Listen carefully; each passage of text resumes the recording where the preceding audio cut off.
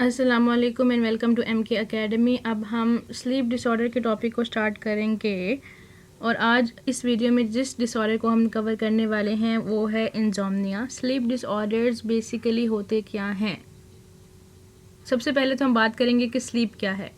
Scientist psychologist still are working to find out the exact definition of what sleep is. लेकिन human mind बहुत ही एक complex organ है जिसकी right working एक इंसान की लाइफ के लिए बहुत ज़्यादा इंपॉर्टेंट है। ना सिर्फ उसकी लाइफ के लिए बल्कि उसके इर्द गिर्द मौजूद लोगों की लाइफ के लिए भी इंपॉर्टेंट है।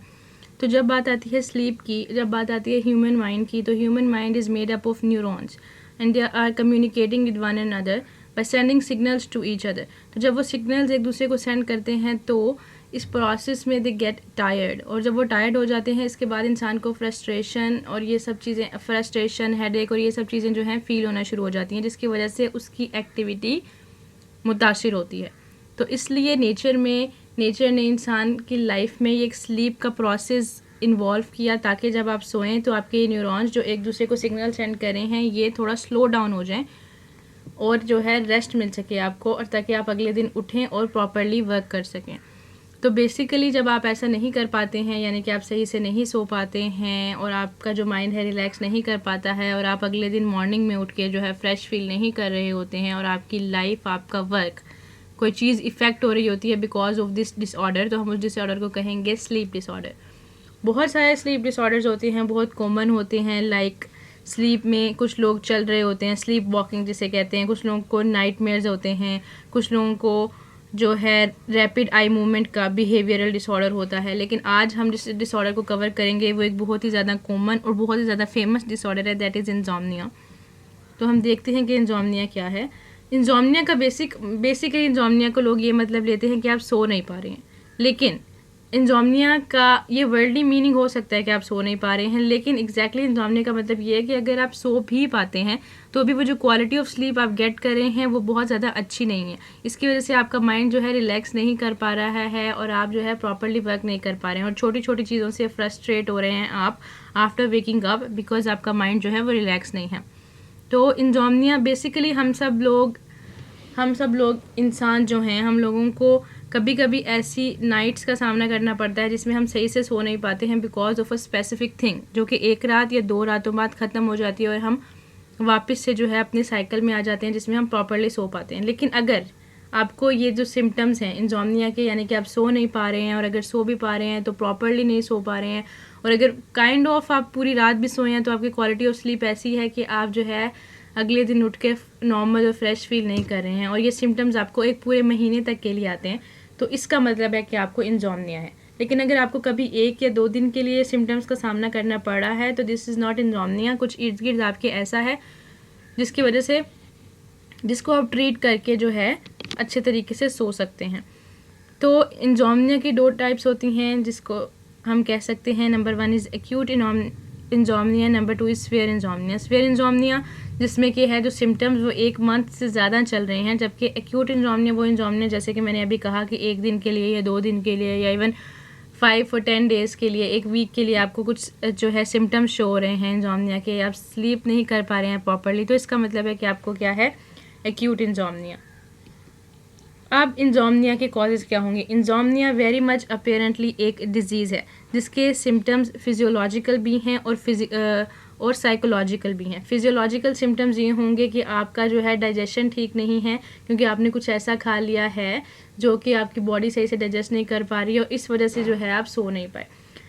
जब और इसके अलावा हो सकता है कैफ़ीन, आपने बहुत ज़्यादा कॉफ़ी ली है या चाय ली है और रेगुलरली ले रहे हैं आप, तो उसके भी जो है इंसोम्निया का सामना करना पड़ सकता है। इसके अलावा आपको कहीं पे चोट लगी हुई है, अंदरूनी या फिर एक्सटर्नली कहीं पे आपको कोई चोट लगी है और इसमें पेन हो रहा है, या आपको कोई डिज़ीज़ हुई हुई है, फिज़िकल डिज़ीज़, तो वो भी जो है फिजियोलॉजिकल कॉज बनती है किस चीज़ का, इंसोम्निया का। अगला कॉज क्या है, साइकोलॉजिकल कॉज। साइकोलॉजिकल कॉजेज़ की वजह से इंसोम्निया का होना बहुत बहुत ज़्यादा नॉर्मल और बहुत ज़्यादा कॉमन है कि आपको जो है एंजाइटी है जिसकी वजह से आप सो नहीं पा रहे हैं, डिप्रेशन है जिसकी वजह से जो आप सो नहीं पा रहे हैं, आपको ओवर थिंकिंग की जो एक डिज़ीज़ है, क्योंकि आप अपना कोई भी चीज़ आप देखते हैं उसको ओवर थिंक करते हैं, ओवर एनालाइज करते हैं, जिसकी वजह से आप सो नहीं पा रहे हैं। तो बाइपोलर डिसऑर्डर है, आपको डिप्रेशन है जिसकी वजह से आप सो नहीं पा रहे हैं। तो ये सारे फिज़िकल जो साइकोलॉजिकल डिजीज़ हैं ये लीड करती हैं किसकी तरफ, इंजोमनिया की तरफ। और अगर इंजोमनिया आपको स्वेयर हो जाए तो ये जो है पागलपन की तरफ एक इंसान को लीड करता है। So it is very very important कि आप इसको ट्रीट करें। अब मैं आपको बताऊंगी कुछ वेज़ जिसके ज़रिए से जो है आप जो है ट्रीट कर सकते हैं इंजोमनिया को अपने घर में बैठे हुए। सबसे पहले तो ये है कि आपने सोने चले जाना है जल्दी और सेट कर लेना है 20 मिनट्स रूल। जल्दी से मेरा मतलब ये है कि 10 बजे से लेकर 2 बजे तक जो है एक प्रॉपर अच्छी स्लीप की टाइमिंग है कि इस वक्त में जो है आप सही तरीके से सो पाते हैं और अच्छी नींद आती है आपको। तो उस टाइम में सोने के लिए चले जाएं और ये रूल सेट कर लें कि अगर आप 10 बजे सोने के लिए चली गई हैं और 20 मिनट तक आपको जो है नींद नहीं आई है, तो आपको ऐसा लगता है कि 20 मिनट्स हो गए हैं और आपको परेशानी हो रही है, तो get up from your bed, उठ जाएं अपने बेड पे से और कहीं और जाके किसी बैठने वाली जगह पे बैठ के कुछ रीड कर लें।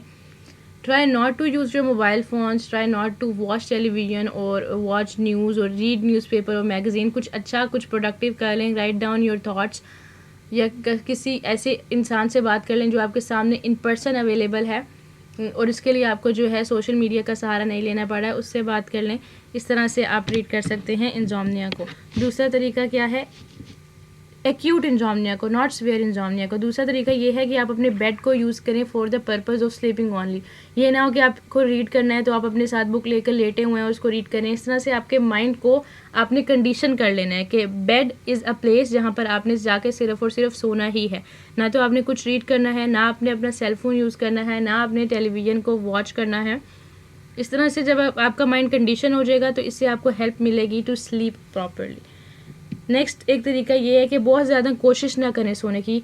यहाँ भी इन आंटी को देखें, मोबाइल फ़ोन को देख रही हैं, टाइम देखकर परेशान हो रही होंगी या टेक्स्ट मैसेज देखकर परेशान हो रही होंगी। Human mind is a very complex organ और ये एक साइकोलॉजिकल फैक्ट है कि आप अपने माइंड को जिस चीज़ से निकालने के लिए बहुत ज़्यादा स्ट्रगल करते हैं, वो चीज़ उसके साथ जो है माइंड जो है रिस्ट्रिक्ट हो जाता है। उस थॉट को, उस चीज़ को आपके माइंड से निकाल नहीं पा सकता है वो। तो आपको ऐसा करना है कि अपने माइंड को रिलैक्स करना है, मेडिटेट करना है, ब्रीथ करें प्रॉपरली कि आपको फील हो कि आपकी ब्रीथिंग किस तरह से टेक प्लेस कर रही है। इस तरह से जो है अपने माइंड को इस चीज़ से ऑफ करें कि आपको सोना है या टाइम जल्दी गुजर रहा है या जल्दी उठना है, क्योंकि जितना ज़्यादा आप ऐसा करने की कोशिश करेंगे उतना जो है आपको प्रॉब्लम को फेस करना पड़ेगा।